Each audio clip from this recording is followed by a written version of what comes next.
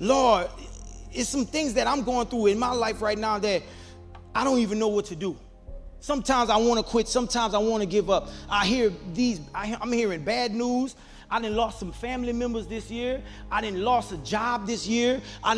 They telling me some things that if I don't do this, then I'm going to lose my job. If I don't take this, you're in a situation right now in this time where you might have thoughts or you feel like Job. You look both ways and you're like, man, why is it? Let's talk a little bit about Job's faith. Let's look at the nature of Job's faith. He says, if God slay me, I'll still trust him. In so many words, he said, no matter what he does, I will trust in who he is. Oh, come on. Now I'm about to go somewhere. I'm getting into my points. No matter what he does, I'ma still trust in who he is. Let me tell y'all about a little bit about faith. Because real faith is not rooted in what you expect God to do. Real faith is rooted in you knowing who God is. Come on, let me challenge y'all right quick. Because a lot of times we grow up in Christianity and we feel like if we do, you know what I'm saying, if I pray, if I do this, then somehow God just have to bless me with this in return. So no matter what goes on, what goes down here, I trust and believe that he's the same God up there. And that I know him to be, should I say. No matter what the doctors say, no matter what the marriage is looking like, no matter the layoff or whatever you're going through in your life, you still trust God to be the same who he is. And that's the reason why many people give up on God, because their faith was not in God. Their faith was in God doing what you thought God would do in response to what you did. Come on, man. So many Christians are operating, well, if I do this, then he's going to do that. But what if he don't do what you ask him? Will you still trust in who he is? Will you still trust in his character? He never changed. He's still the same. What if he don't answer that prayer and that person die? Will you still give up? So when Satan is talking to God in chapter 1, that's what that's all about. Satan says this to God. Job doesn't trust you for nothing. You say there's a reason he trusts you. He trusts you because he found out there's a formula at work. He found out there's a formula at work. When he's righteous, he will reward you. When he's blameless, he will bless you. When he shuns evil, you will save him. And Satan comment is that, oh, that's not faith. That's a formula. Come on, man. That's a formula, man. You just doing because the Bible said do this, you go do it. That's good.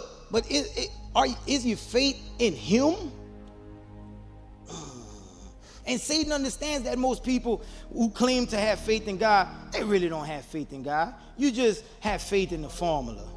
You got faith that if you act right and you get yourself together and you start coming to church, that God will respond by doing the very thing that you want God to do. That's not faith in God. That's faith in the formula. It's time to take our faith to another level. Satan says to God, I dare you to break that formula in his life.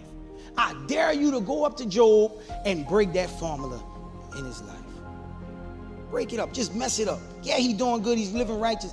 But let me see. Mess it up. Let him do right and still wind up wrong. And watch how quickly he walk away. That's why I'm telling you, man, this corona pandemic virus is exposing what people's faith really is.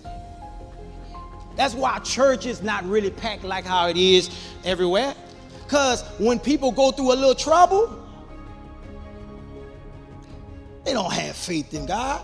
As long as God was blessing them and doing everything they asked for, it was fine. But as soon as a little trouble shake up, what he at?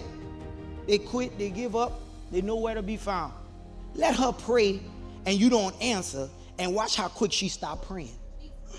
Let them come to church every week and then still get laid off, and watch how they stop coming to church. Watch, just watch. I didn't see this. I didn't see people before Job. They didn't fell off. They didn't believe in God. And I think Job the same way. If you allow some trouble to happen in his life, Job go curse you. Job go walk away. A lot of Christians claim to have faith in God, but soon as the storm come, peace.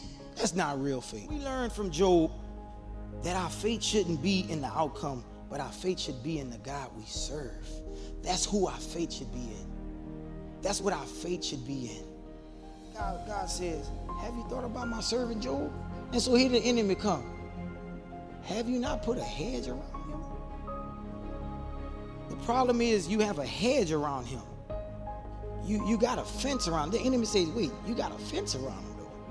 You got a hedge around him. Satan says in verse 11, he said, I dare you to take your hand off of him and watch what he do. But check this out. Listen to it very close. Satan says, I would get him, but there's a hedge around him.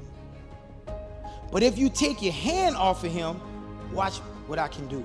The problem with Satan is there is a hedge. He said there's a hedge, a wall of protection over him. Satan says, well, if you take your hand off. Wait, there's a hedge, but if you take your hand off. Wait, if the hedge is the problem, why Satan don't say get rid of the hedge? Satan says there's a hedge, but you take your hand off. Wait. Satan realized that his hand has been taken. If he's taking his hand off, but the hedge ain't going nowhere. You can take your hand off, but the hedge ain't going nowhere. Even when it don't feel like his hand is on your life, just know that the hedge is still around. Oh, God. Woo!